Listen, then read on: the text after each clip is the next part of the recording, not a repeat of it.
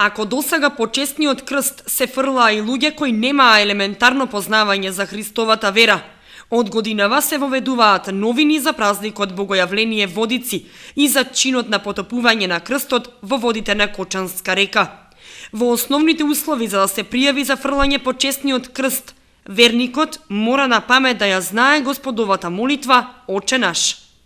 Прв и основен услов е да бидат крстени во православната вера, односно врзни да извршена светата тајна крштение, да бидат полнолетни, значи да имат над 18 години.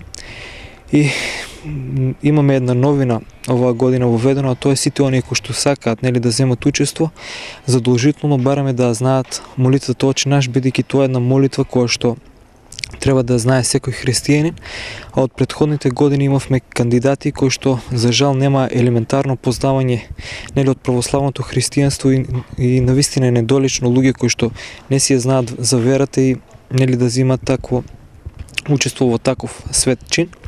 Свештениците и со апел, потопувањето на честниот крст е свет чин и во никој случај не треба да добива друга димензија и да се размислува за профит. Апелираме и замолуваме, значи, оној што ќе го фати крстот со него да се однесува со почит, бидејќи пред се тоа е свет предмет. Апелираме исто така на овој чин да не гледаат како една вид спортска дисциплина, се групираат, па имаат некоја стратегија кој да трче, кој да едноставно да блокира. Пријавувањето започна од 13 јануари, на првиот ден пријавени 4.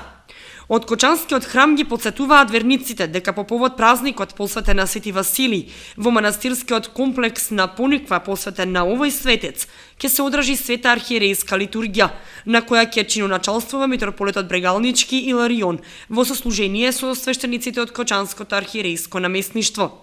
За заинтересираните има организирано превоз, 2 автобуси кои тргнуваат во 7:30 од предсобранието на општина Кочани и пред Кузе 2000. Света Василеева литургија по повод празникот ќе биде отслужена и во Кочанскиот храм Свети Великомаченик Ѓорги.